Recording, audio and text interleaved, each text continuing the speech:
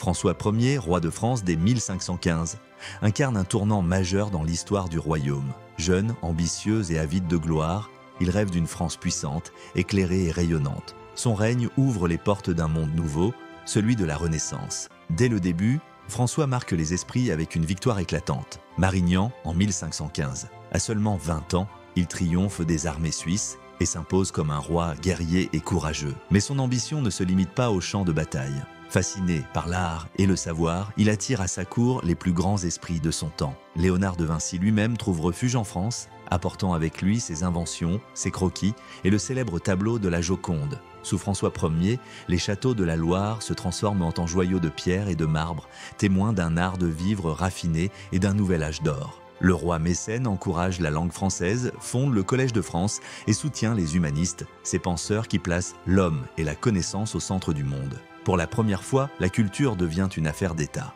Mais derrière le prince cultivé se cache aussi un roi ambitieux et orgueilleux. Ses guerres contre l'empereur Charles Quint épuisent le royaume et mènent à des défaites douloureuses comme celle de Pavie, où François est fait prisonnier. Pourtant, même captif, il garde sa fierté. Tout est perdu.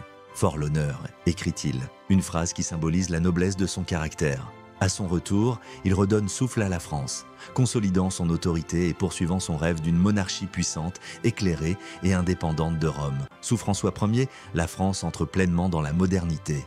L'art, la science, la littérature et la politique s'entrelacent pour forger l'identité d'un grand royaume. François Ier restera à jamais le symbole d'un âge de lumière et de renouveau. Un roi qui voulut faire de la France non seulement une puissance, mais une civilisation. Mais après François Ier, l'Europe change à nouveau. Les rivalités s'intensifient, les croyances se déchirent, et bientôt, le feu des guerres de religion embrasera le royaume. Un nouveau chapitre s'ouvre dans l'histoire de France, celui des Valois déchirés entre foi et pouvoir,